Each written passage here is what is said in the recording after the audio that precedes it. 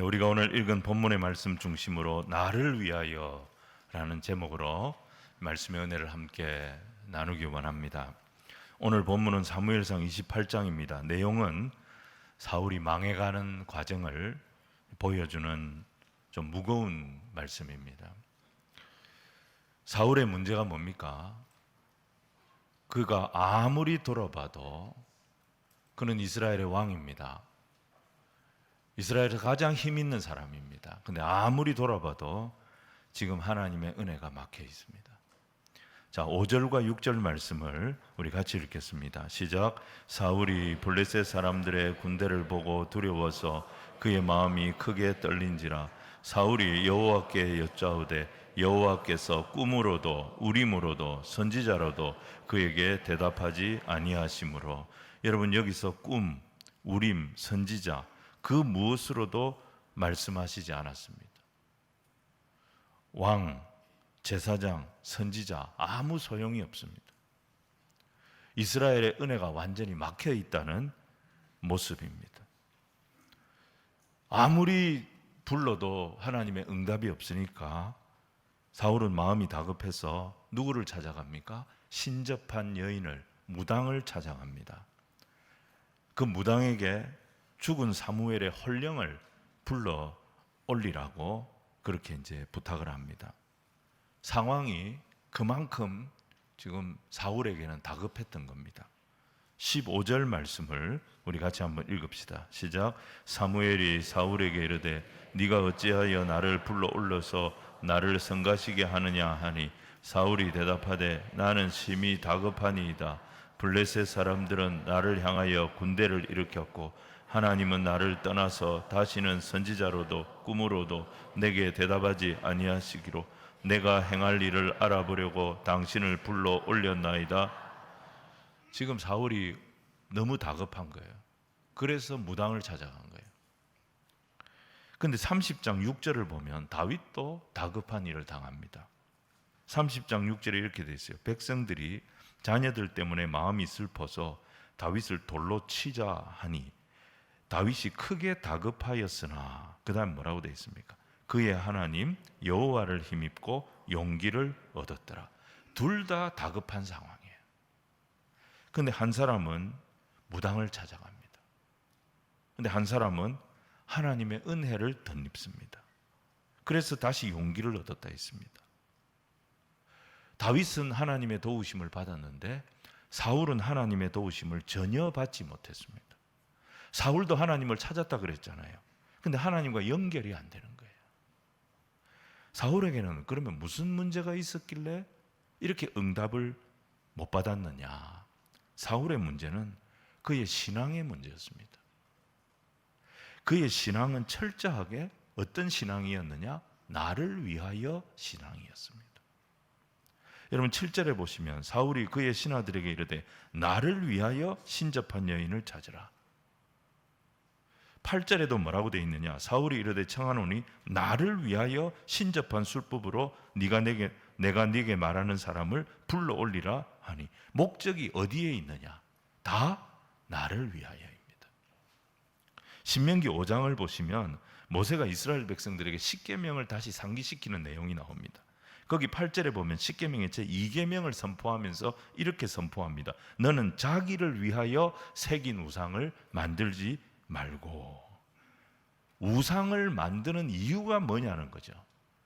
우상을 만드는 이유가 하나님을 위하여 만드는 게 아닙니다. 자기를 위하여 만든다는 겁니다. 출애굽기 32장 모세가 십계명 돌판을 받기 위해서 시내산에 올라갔습니다. 근데 시내산에 올라간 모세를 아무리 기다려도 내려오지 않으니까 백성들이, 산 아래에 있던 백성들이 금송아지 우상을 만듭니다. 그때에도 8절에 보면 이런 말씀이 있습니다. 그들이 내가 그들에게 명령한 길을 속히 떠나. 하나님께서 하시는 말씀이에요. 자기를 위하여 송아지를 만들었다. 우상은요, 하나님을 위해서 만드는 게 아닙니다. 사람들이 점쟁이를 사랑해서 찾아가는 게 아닙니다. 점쟁이를 존경해서 찾아가는 것이 아닙니다. 자기를 위해서 찾아가는 겁니다. 사무엘상 13장을 보면 사울이 왕이 된 지 2년째 됐을 때입니다. 그때에도 블레셋과 전쟁이 일어났습니다. 길갈에 사울이 진을 치고 전쟁을 준비하고 있는데 이제 번제를 드리고 전쟁에 나가야 됩니다. 근데 이 번제를 주관해야 할 사무엘이 오지를 않는 거예요. 그때 어떻게 합니까? 사울이 서둘러서 자기가 번제를 치러버립니다. 백성들이 흩어지니까, 자기 리더십이 막 흔들리고 있으니까 조금만 기다리면 사무엘이 오는데 자기가 서둘러서 제사를 지내버린 것입니다. 목적이 뭡니까? 이유가 뭡니까? 그가 번제를 드리는 이유가 뭐죠? 자기를 위해서요. 하나님 앞에 드리는 제사도 자기를 위해서 드리는 거고 하나님을 위해서 드리는 게 아니에요. 하나님의 뜻에 순종하기 위해서 예배 드리는 것이 아니라 그래야 내 마음이 편하니까 자기를 위해서 예배 드리는 거예요. 오늘 본문에 보면 사울은 엔돌의 무당을 찾아갑니다. 무당을 찾아가는 이유도 뭡니까? 자기를 위해서예요.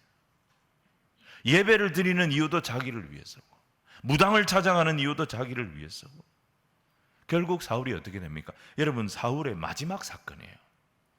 사울이 엔돌의 무당을 찾아가고 그 다음 날 전쟁에 나갔다가 블레셋과의 전투에서 전사합니다. 사울이 마지막으로 했던 일이 무당 찾아간 거예요. 사무엘서가 오늘 우리에게 주는 교훈이 뭐냐? 사울은 죽을 때까지 지비키 몰랐다는 거예요.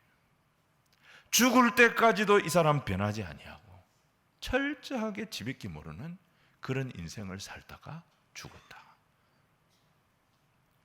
여러분, 오늘 본문 3절에 보면 사무엘이 죽었다 그랬습니다. 근데 사무엘이 지금 죽은 게 아니에요.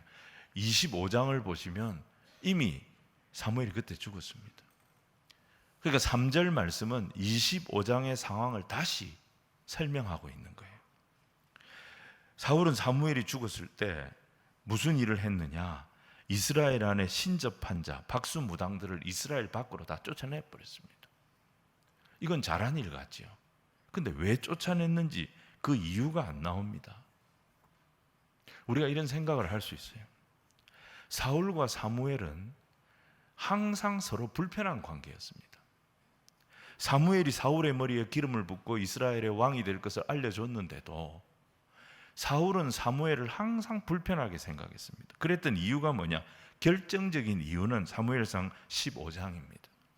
사무엘상 15장에 아말렉과 전쟁을 했는데 이 전쟁에서 사울이 큰 승리를 거둡니다. 그런데 문제는 그 이후에 터집니다. 하나님은 분명히 사울에게 아말렉과의 전쟁은 여호와의 전쟁이다. 그래서 아말렉이 남긴 전리품을 손대지 마라. 그 욕심 부리지 마라. 다 진멸시켜라. 그렇게 명령하셨습니다. 그런데 사울이 전쟁에 이기고 난 뒤에 이 전리품 중에 양과 소, 그 중에 기름진 것 좋은 거는 남겨뒀습니다. 그리고 아각 왕도 살려뒀습니다. 사무엘이 와서 이걸 딱 지적하니까 그가 거짓말을 합니다. 변명을 합니다. 뭐라고 말합니까? 이거 하나님께 예배 드리려고 남겨두었다는 거예요. 하나님 앞에 감사의 제사를 드릴 때 쓰려고 남겨두었다는 거예요. 그때 사무엘이 유명한 말을 하지요. 우리 같이 한번 사무엘상 15장 22절 23절을 같이 읽겠습니다. 시작. 사무엘이 이르되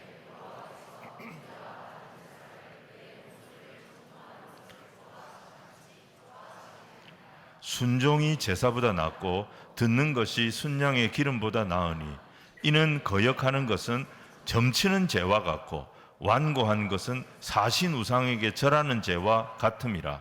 왕이 여호와의 말씀을 버렸으므로 여호와께서도 왕을 버려 왕이 되지 못하게 하셨나이다 하니. 사울은 이 사무엘이 했던 말을 마음속에 딱 담아놨던 것 같아요. 사무엘이 자기를 누구 취급했습니까? 점치는 자 취급을 했어요. 우상 숭배하는 박수무당과 동급으로 자기를 취급했어요.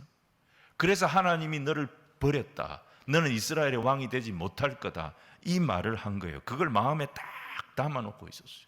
그러면서 사무엘을 증오했습니다. 그러니까 사무엘이 딱 죽자마자 뭐부터 했느냐? 점치는 자 박수무당 이스라엘에서 쫓아내는 일부터 했습니다. 이게 뭘 의미합니까? 내가 이런 사람들하고 동급이라고? 나를 이런 자들과 동급으로 취급해? 이 사람들 다 쫓아내버리고 내가 왕이 되지 못한다고? 나보다 당신이 먼저 죽었어.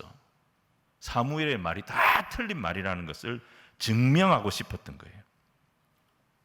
여러분, 박수무당 신접한 자들 쫓아낸 것도 하나님을 위해서, 이스라엘을 위해서 쫓아낸 것이 아니라 자기를 증명하기 위해서, 자기를 위해서 쫓아낸 거예요. 그러니까 사울의 중심에는 항상 뭐가 있느냐? 나를 위하여예요. 자기를 위하여예요. 그래서 이 사람은 사람에 대한 평가도 이 사람이 하나님의 사람이냐 하나님의 사람이 아니냐 그걸 가지고 보는 것이 아니라 나를 위하는 사람이냐 나를 위하지 않는 사람이냐 이걸 가지고 판단을 한 거예요. 자기를 위하지 않는 사무엘하고 갈라서 버린 거예요.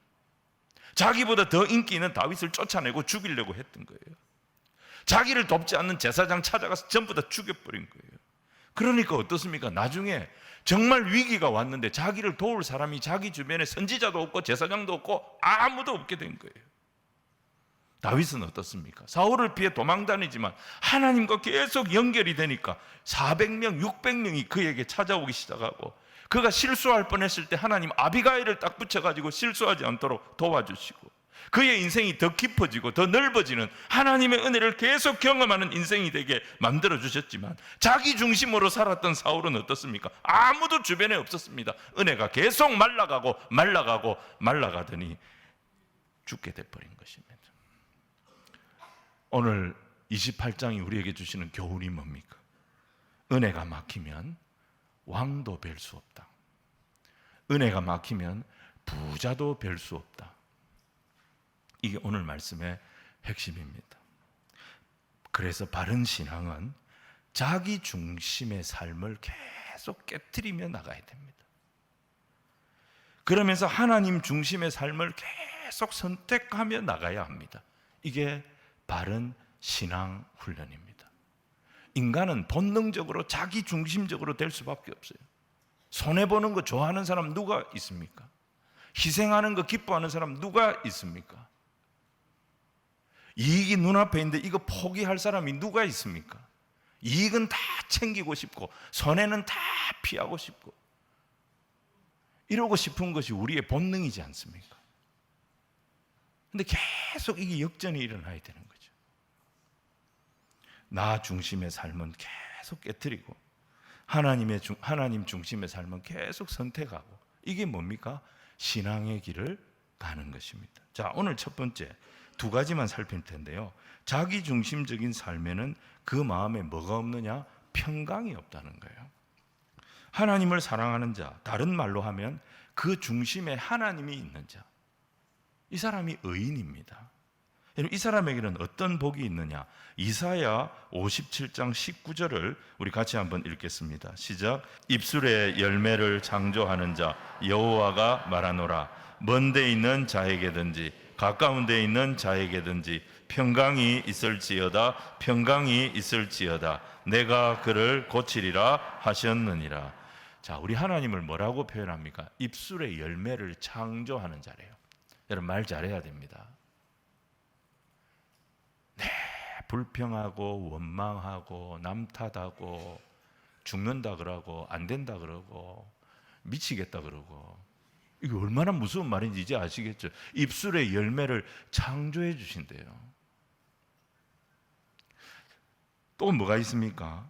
입술의 열매를 창조한다는 말은 하나님의 말씀에는 허언이 없다는 거예요.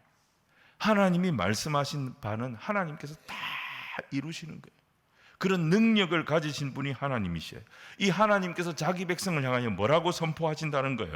평강이 있을지어다. 평강이 있을지어다. 하나님을 사랑하는 자를 향하여 하나님이 하시는 말씀은 평강이 있을지어다. 평강이 있을지어다. 그래서 우리는 어떤 상황을 만나든지 하나님께 가까이 있든 하나님께 멀리 있든 어려운 상황에 있든 좀 더 형통한 상황에 있든 상황이 중요한 것이 아니라 하나님께서 우리에게 평강을 주시면 우리가 어느 곳에 있든지 우리가 있는 자리에서 심령이 회복되고 우리의 육신이 살아나고 모든 상처가 치유되는 역사가 일어나게 될 줄로 믿습니다. 그런데 반대는 어떻습니까? 그 다음 절 이사야 57장 20절 21절을 같이 읽겠습니다. 시작. 그러나 악인은 평온함을 얻지 못하고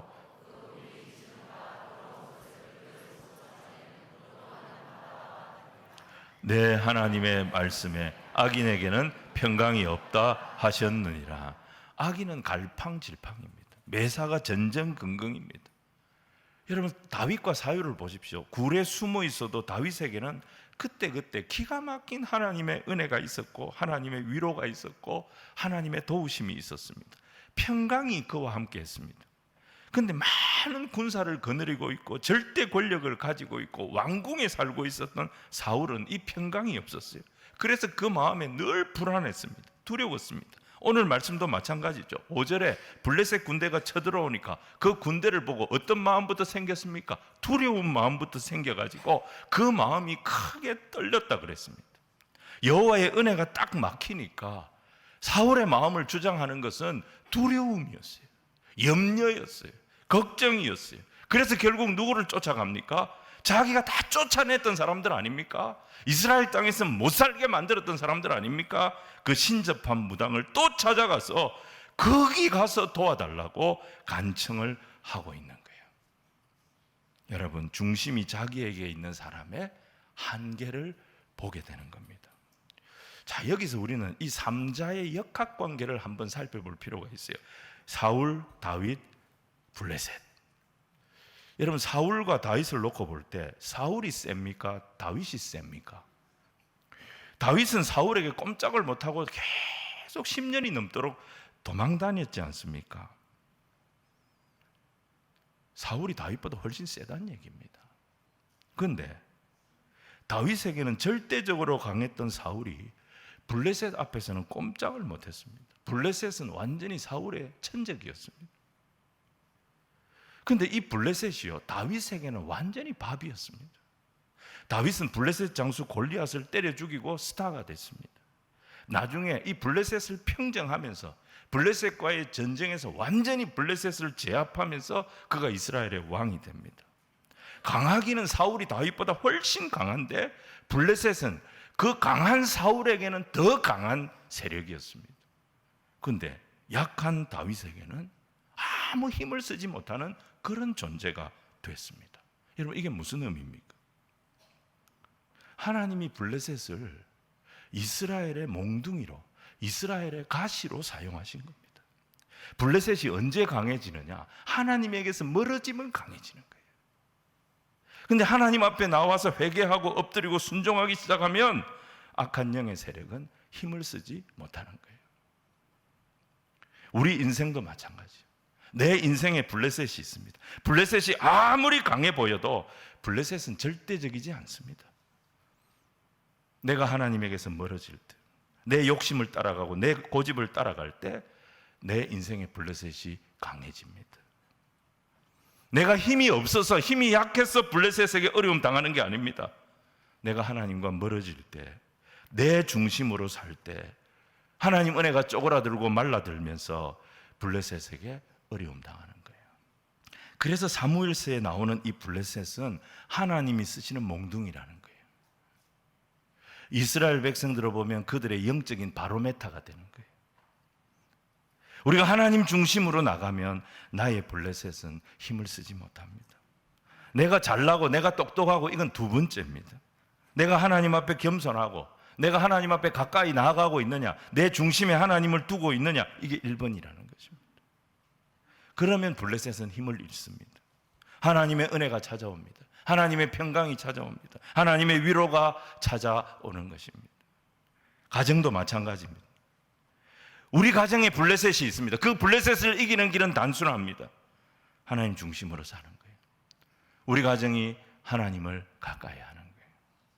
그러면 우리 가정의 블레셋 아무리 대단해 보여도 우리 앞에 힘을 쓰지 못하는 거예요. 사무엘서의 이 지긋지긋한 블레셋이 바로 이스라엘의 영적인 바로메타 역할을 했다는 것을 기억하십시오. 목회도 마찬가지예요. 목회도 하나님께서 맡기신 목양지에서 주님의 마음으로 주님 앞에 겸손하게 엎드리고 목회하면 우리 주변에 아무리 악한 블레셋 같은 세력이 있다 할지라도 건드리지 못하는 거예요. 그런데 목회자가 게으르고 교만하고 어디 명예 이런 데 한눈 팔기 시작하고 그러면 어디서 올라왔는지 블레셋이 올라오는 겁니다. 모든 문제는 상황이 아닙니다. 모든 문제는 환경도 아닙니다. 모든 문제는 남에게 있는 것이 아닙니다. 내 태도가 중요한 겁니다. 또 한 가지 우리가 생각할 게 뭐냐면, 이 블레셋이 공격해 올 때 사울의 문제는 건강한 공동체가 그에게 없었습니다. 건강한 공동체 안에 거해야 됩니다. 이 건강한 공동체가 하나님이 성도를 지키는 은혜의 방편이었습니다. 지금 사울은 블레셋이 공격에 오는데 자기를 지켜줄 은혜의 방편이 없어요. 제사장도 없고 선지자도 없고 아무도 없어요. 사무엘은 죽었습니다. 그의 군사 참모였던 다윗, 하나님이 쓰시는 사람 이 다윗을 밉다고 내쳐버렸어요. 제사장들 전부 다 쫓아가서 다윗 편든다고 다 죽여버렸어요. 자기를 도울 은혜의 방편, 은혜의 공동체가 사라지니까 하나님의 응답을 들을 수가 없었던 것입니다. 그래놓고 6절에 뭐라고 말합니까? 여호와께서 꿈으로도 답을 주시지 않고 우림으로도 답을 주시지 않고 선지자로도 답을 주시지 않으니까 내가 답답하다고 하나님을 원망하고 있는 겁니다. 그러면서 더 큰 악수를 뜯죠. 엔돌의 점치는 무당을 찾아간 겁니다. 이 무당을 찾아간 게 완전히 흔들리는 사울이 KO 펀치를 맞은 거예요. 점치로 딱 가면서 사울이 끝난 거예요. 딱 끝난 거예요. 그 다음 날 전사한 겁니다. 그래서 늘 제가 말씀드리지만 점 빼러 가는 거는 괜찮습니다. 죽은 깨든 점이든 다 빼러 가는 거는 괜찮습니다. 우리 교회 안에 점 빼는 선생님들 많이 계십니다. 점 빼러 가는 거는 괜찮습니다. 근데 점 치러 가는 건 안 됩니다. 그거는 KO 펀치 맞는 겁니다. 응답이 없더라도, 하나님의 응답이 더디 오더라도 우리는 하나님 앞에 나아가야 되고 건강한 공동체와 함께 계속 엎드려야 합니다. 그러면 하나님 도와주시는 거예요. 우리가 신앙으로 산다는 게 뭐죠? Only Jesus, 오직 하나님입니다. 내게는 하나님밖에 없습니다. 내가 망해도 하나님 품 안에서 망하고 죽어도 하나님 안에서 죽겠습니다.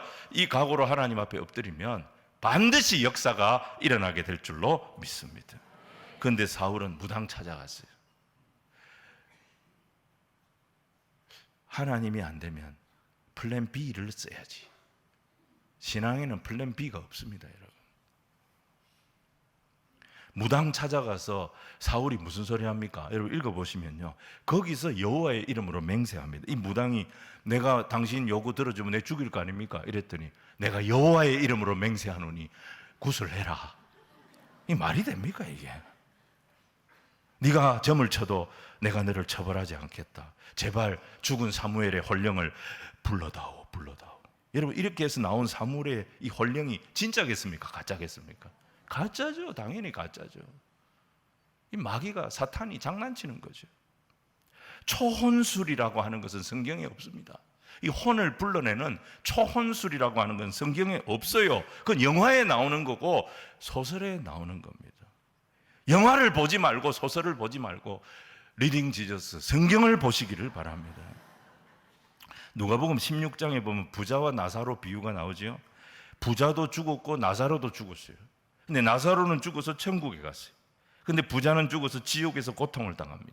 근데 거기서 보니까 자기 집 앞에서 구걸하던 거지 나사로가 아브라함의 품에서 안식하는 것을 보고 아브라함에게 요청을 합니다. 이 부자가 저 나사로를 지금 세상으로 보내십시오. 그래서 내 형제들에게 이 지옥이 있다는 거, 천국이 있다는 거, 그것 좀 알게 해주세요. 그렇게 간청을 합니다. 그때 아브라함이 뭐라고 말하죠? 아브라함이 이르되 그들에게 모세와 선지자들이 있으니 그들에게 들을지어다. 모세와 선지자는 하나님 말씀이에요. 그들에게 이미 하나님의 말씀이 있다. 그들에게 하나님의 말씀을 전하는 자들이 있다. 그 사람들에게 안 들으면 소망이 없다. 말씀을 통해 깨닫지 못하면 희망이 없다. 그래도 이 부자가 포기하지 않고 계속 간청을 합니다. 그래도 저 나사로를 보내면 죽은 자가 살아서 나와서 하는 얘기는 듣지 않겠습니까? 그때 아브라함이 단호하게 말합니다. 30절 31절 우리 같이 읽겠습니다. 시작. 이르되 그렇지 아니하니이다. 아버지 아브라함이여, 만일 죽은 자에게서 그들에게 가는 자가 있으면 회개하리이다. 이르되 모세와 선지자들에게 듣지 아니하면 비록 죽은 자 가운데서 살아나는 자가 있을지라도 권함을 받지 아니하리라 하였다 하시니라. 하나님은 하나님을 아는 유일한 방법으로 우리에게 하나님의 말씀을 주셨지. 죽은 자가 다시 나오는 이런 방법을 하나님이 쓰시지 않는다라고 성경에 기록을 해놓은 거예요. 초혼술은 없어요. 죽은 조상이 다시 오고 그런 거 없어요. 그런데도 사울은 자기를 도울 은혜의 공동체를 잃어버리고 어려움을 당하니까 하나님을 찾는 게 아니고 하나님 앞에 더 엎드리는 게 아니라 자기를 위해서, 자기가 원하는 답을 얻고 싶어서 답답하고 초조하니까 무당을 찾아갔고 죽은 사무엘의 혼령을 불러달라는 말도 안 되는 요구를 했던 겁니다. 그러다가 망한 거죠. 여러분, 때로는 우리에게 불편하기도 하고 좀 듣기 싫은 얘기를 듣는다 하더라도 은혜의 공동체 안에 계셔야 됩니다. 은혜의 공동체 안에서 하나님의 말씀을 받아야 됩니다. 그 말씀을 묵상해야 됩니다. 그러면서 우리가 하나님 앞에 더 가까이 나가야 합니다. 반드시 평강 주시고 평강 주시는 그 하나님이 주시는 약이 좀 쓰다 할지라도 그 쓴 약을 통하여 우리가 다시 치료되고 회복되는 역사가 일어나게 될 줄로 믿습니다. 오늘 두 번째는요, 자기중심적인 삶에는 그 삶에 향함이 없어요. 흐름이 없어요. 이게 문제입니다. 여러분, 우리가 누군가를 사랑하게 되면 반드시 그 사랑하는 사람을 향한 이 향함이 생깁니다. 그 사람을 계속 의식하게 됩니다. 그 사람을 계속 생각하게 됩니다. 그 사람을 계속 바라보게 됩니다. 저는 경험상 그렇더라고요. 그 향함을 향한 또 뭐가 생기느냐? 흐름이 생깁니다. 사랑하는 사람을 위해 돈을 쓰기 시작합니다. 사랑하는 사람을 위해 시간을 쓰기 시작합니다. 사랑하는 사람이 좋아하는 말을 합니다. 사랑하는 사람이 좋아하는 행동을 합니다. 사랑하는 사람이 좋아하는 일을 합니다. 이게 흐름이 일어나는 거예요. 향함이 생기고 흐름이 생기는데 내가 하나도 그게 불편하지도 아깝지도 않은 거예요. 그렇게 하면서 어디까지 가느냐? 결혼까지 가게 되는 거예요.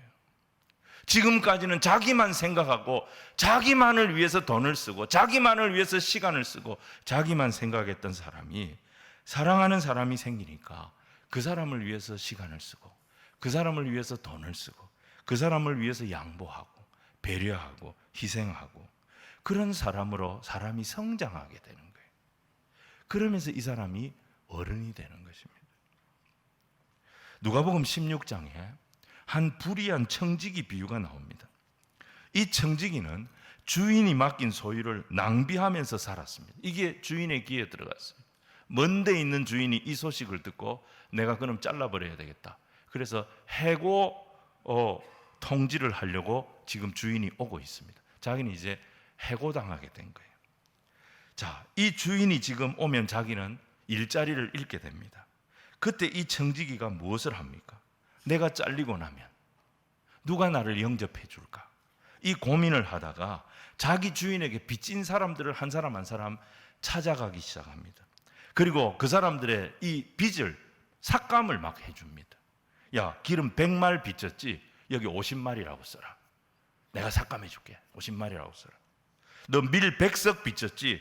80석이라고 써라. 내가 삭감해 줄게. 이 사람은 자기가 지금 위기를 당했습니다. 자기가 지금 잘릴 판입니다. 주인의 곳간에는 여전히 재물이 고여 있습니다. 이 재물을 세상을 향하여 흘려보내는 이런 흐름을 일으킨 것입니다. 자, 곳간에 있는, 그리고 주인이 받아야 할 빚을 다 못 받았다 그래가지고 이 주인이 망했느냐? 아닙니다. 나중에 이 주인이 이 종을 칭찬합니다. 기름 50말 못 받았다 그래가지고, 밀 20석 못 받았다 그래가지고 주인이 망하지 않았습니다. 이 청지기가 이렇게 한 것이 사실은 모두를 다 살리는 일이 됐던 것입니다. 해고당한 청지기, 이 직장은 물론 잃었겠지요. 그런데 이웃들이 그를 환대해 줍니다. 우리를 위해서 빚을 삭감시켜준 은인이다. 아마 이 사람은 제2의 취업을 했을지도 모릅니다. 빚을 탕감받은 사람들은 채무의 짐을 좀 덜 수 있으니까 숨을 쉬게 됐습니다. 다 좋아합니다. 주인은 주인대로 이 채무자들이 고마워합니다. 이웃들이 다 잘했다고 칭찬해 줍니다. 존경받는 사람이 된 거예요. 그러니까 이 3자가 다 살아난 거예요. 누가복음 16장 8절 9절에 주인이 이 사람을 칭찬하지 않습니까? 8절 9절 말씀을 우리 같이 한번 읽겠습니다. 시작. 주인이 이 옳지 않은 청지기가 이를 지혜 있게 하였으므로 칭찬하였으니 이 세대의 아들들이 자기 시대에 있어서는 빛의 아들들보다 더 지혜로움이니라. 내가 너희에게 말하노니 불의의 제물로 친구를 사귀라. 그리하면 그 제물이 없어질 때에 그들이 너희를 영주할 처소로 영접하리라. 오늘 우리 사회에 향함과 흐름이 살아나야 됩니다. 하나님을 사랑하고 이웃을 사랑하라. 이게 우리 기독인들의 강령 아닙니까? 우리가 예수를 믿고 산다는 것은 하나님을 사랑하는 삶, 이웃을 사랑하는 삶, 하나님을 향하여, 이웃을 향하여 우리에게 향함이 생겨야 되고, 그 방향을 향하는 흐름을 일으키는 자들이 저와 여러분이 되어야 한다는 거예요. 지금 정치판처럼 승자 독식, 남을 인정하지 않고 자기 중심으로만 가면 결국은 다 망하는 거예요.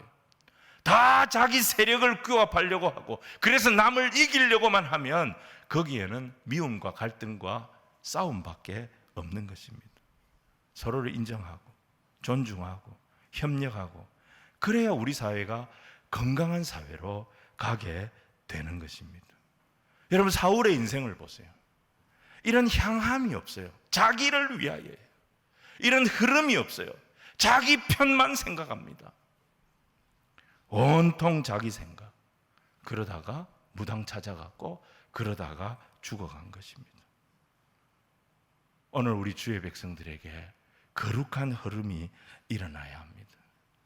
이제 비전센터가 참 아름답게 지어져 가고 있습니다.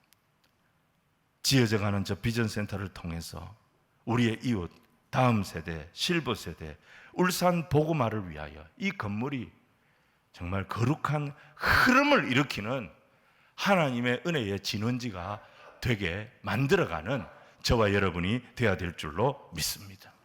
울산의 이 신앙의 판도를 바꾸는 그런 역사를 하나님께서 이 건물과 함께 우리가 감당할 수 있도록 인도해 주시기를 기도하며 나가야 할 줄로 믿습니다. 여름에 몽골로 우리 단기 선교 나갑니다. 베트남으로 단기 선교 나갑니다.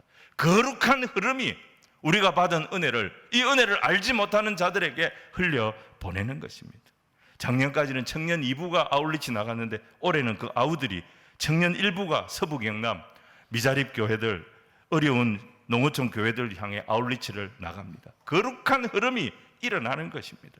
이웃을 향해 내가 받은 은혜를 흘려보내는 이 거룩한 향함과 흐름이 우리 안에 파도처럼 계속 일어나야 할 줄로 믿습니다. 하나님을 향하고 이웃을 향하고 세대를 향하고 선교지를 향하고 이 향함이 일어나기 시작하면, 이 흐름이 일어나기 시작하면 우리 모두가 살아나는 역사가 일어나게 될 줄로 믿습니다. 그런데 자기 중심으로 계속 움츠러들면 이 흐름이 단절되는 거예요. 흐름이 단절되면 은혜가 사라지는 거예요. 그러면 사울되는 거예요. 자, 말씀 정리하겠습니다.